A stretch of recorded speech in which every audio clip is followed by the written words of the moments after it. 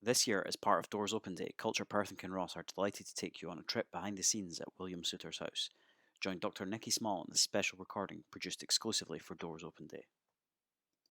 As a local history officer for Perth and Kinross, we've long looked after this house, Soutar House, here in Wilson Street. Now, many people will pass this house as they go about their business. It's in Wilson Street, a residential area, but we look after it. The library service has looked after it for a long time, and Culture Perth and Kinross now look after this house.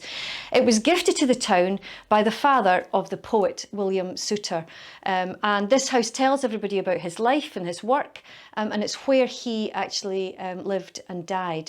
Some of the house remains exactly as it was. This room particularly, all the woodwork that you see in the fireplace and stained windows is just exactly how it would have been in Soutar's time. Some changes have been made to the house, decoration, a bit of carpeting, things like that, but overall the house is very much as it was.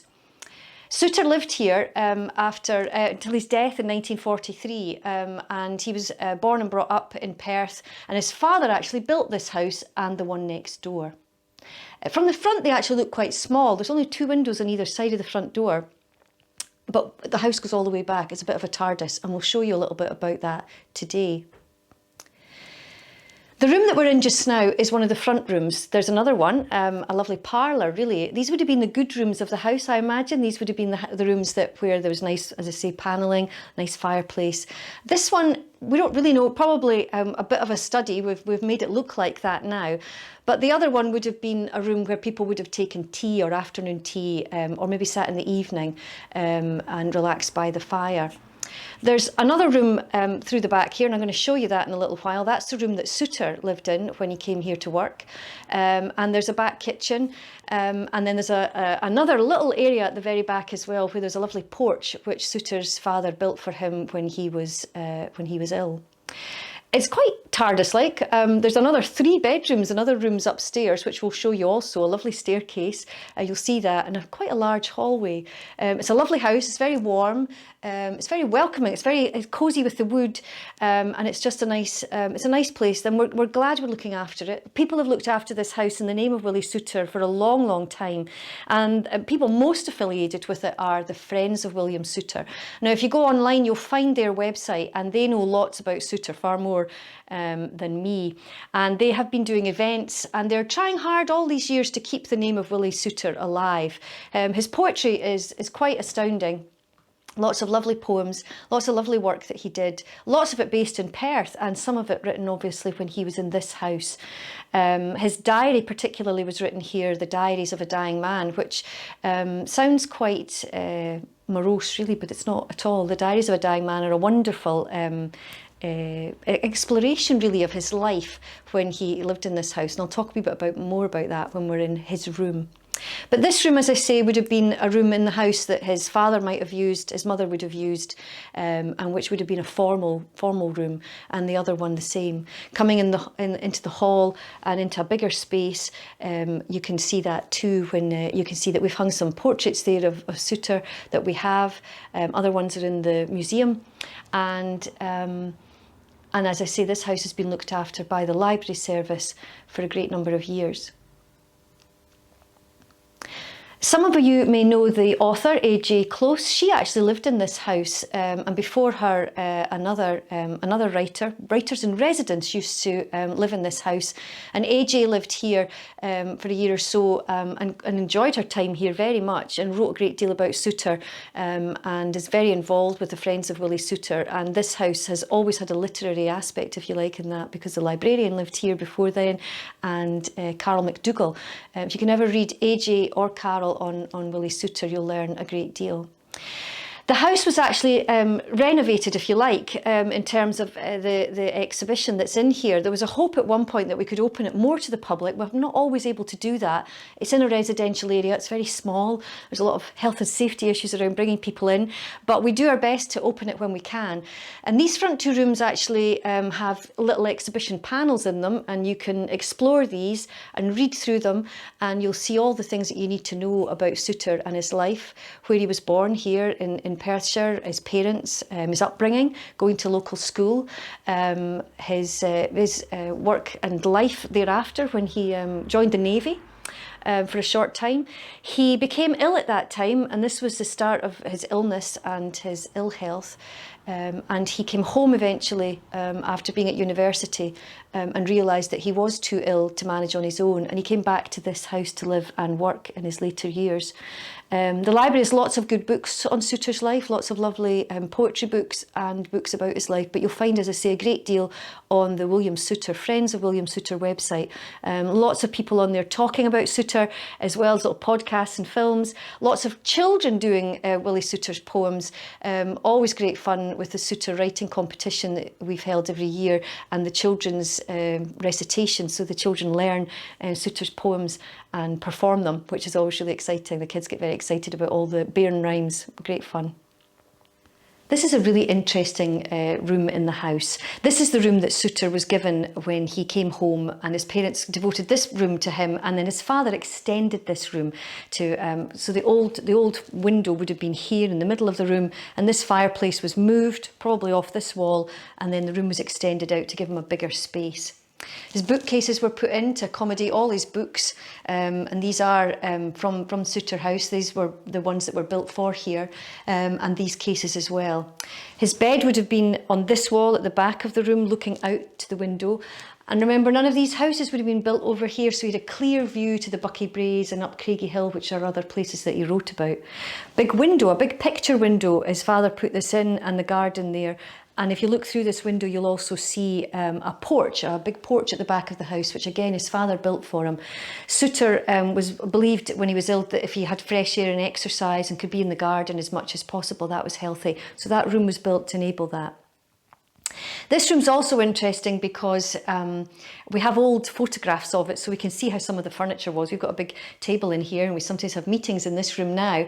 But there was a bell for Soutar to call for people. And this room is strange because it has two lovely mirrors in the room as well, big mirrors, which are quite unnerving. If you're in here on your own, you catch sight of yourself. But this was to enable Soutar, who was in his bed, and he was immobilised by his disability. So he was able to use the mirrors to see who was in the hall coming into the room.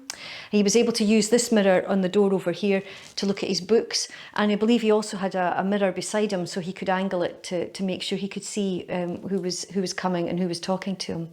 This is the room where he writes a great deal in his diaries, and I recommend reading the diaries of a dying man. Soutar's diaries are fascinating, lots of wonderful insights into them, and we actually held a couple of events here. We held an evening at Soutar House where the actor Ian Grieve came and read from the diaries. We just let him choose what he wanted to read, and he wrote little excerpts, and we all sort of talked about what they might mean and who he was talking about.